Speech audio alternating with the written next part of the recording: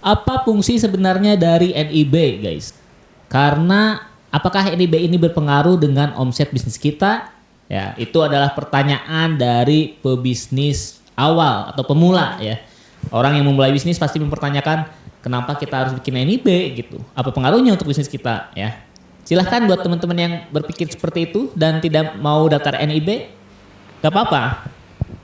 Teman-teman jalani aja bisnisnya sampai akhirnya bisnisnya berkembang, maju, dan suatu saat pasti teman-teman akan, aduh, saya butuh NIB nih, butuh daftar NIB nih. Nah, jadi NIB itu mau tidak mau kita akan daftar suatu saat ya, walaupun kita tidak daftar sekarang gitu ya.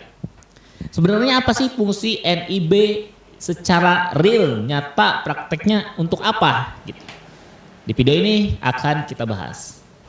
Nah, fungsi yang paling sering dipakai dari NIB adalah sebagai syarat untuk administrasi menuju perizinan yang lainnya, gitu ya. Contoh, mau daftar SNI, butuh NIB. Mau daftar halal, butuh NIB. Mau daftar BPOM, butuh NIB juga. Mau daftar PIRT, izin edar, PKRT, dan lain-lain, butuh NIB juga. Lanjut lagi, kita mau ikutan Inaprok atau e-katalog, di mana bisnis UMKM kita ini meskipun masih UMKM bisa menjadi tender atau apa ya namanya ya, memenangkan proyek dari pemerintahan. Itu disebut dengan Inaprok atau e-katalog. Itu butuh NIB juga gitu. Pokoknya NIB ini jadi persyaratan untuk perizinan-perizinan lainnya. Makanya teman-teman itu butuh banget yang namanya NIB. Nah, selain untuk persyaratan administratif, juga NIB ini dipakai untuk perpajakan, mau lapor pajak UMKM, mau lapor pajak usaha, itu pakai NIB juga. Termasuk mau bikin PT, mau bikin CV, mau bikin PT perorangan, itu butuh NIB. Lanjut lagi, nih yang di luar perizinan-perizinan lah. Ada permodalan ya, teman-teman mau minjem uang ke bank atas nama usaha kita, mau dipakai usaha kita, pasti banknya akan nanya mana NIB-nya, surat usahanya, surat izin berusahanya mana.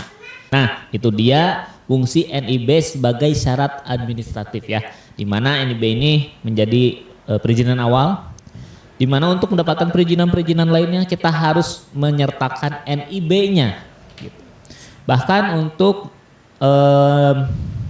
minta surat keterangan UMKM dari dinas, misalkan untuk daftar merek, itu butuh NIB juga gitu. Bah, banyak lah pokoknya ya fungsi dari NIB ini gitu. Nah, selain itu ada juga fungsi yang memang tidak praktikal ya. Artinya ya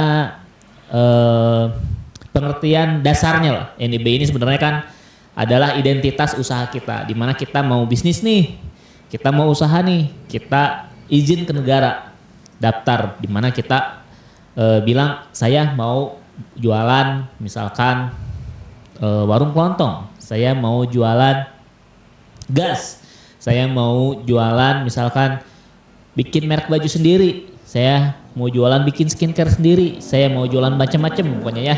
Itu adalah tanda identitas usaha kita. Seperti KTP, kalau pribadi kita punya KTP, kalau usaha itu punya NIB gitu ya. Itulah fungsi dari NIB. Jadi buat teman-teman yang mungkin merasa NIB ini belum dibutuhkan sama teman-teman, sebaiknya jangan daftar. Tapi seiring waktu teman-teman bakal daftar juga gitu. Karena NIB ini ya sangat penting gitu. Bahkan apa ya? Mau tidak mau di level tertentu kita ya jadi wajib daftar NIB gitu. Gitu ya. Buat teman-teman yang punya pertanyaan tentang NIB atau nomor induk berusaha, silahkan komen di bawah ya. Nanti kalau sempat akan dibalas. Dan buat teman-teman yang merasa mau daftar NIB tapi kesulitan karena KTP-nya mungkin dipakai oknum, sudah dipakai oleh OSS gitu ya. Atau mungkin lupa login atau pernah daftar di dinas di event mana tapi nggak dikasih akunnya, dan permasalahan-permasalahan lainnya, kalau mau diselesaikan dan dibantu oleh Kebun Desain, bisa juga langsung WA aja ke nomor yang ada di bawah. Ya, jadi mulai dari pembuatan sampai dengan solusi dari permasalahan-permasalahan NIB teman-teman. Insya Allah kita bisa bantu ya. Langsung aja WA ke nomor yang ada di bawah. Oke, itu aja video kali ini terkait apa fungsi sebenarnya dari NIB. Sampai jumpa di video berikutnya.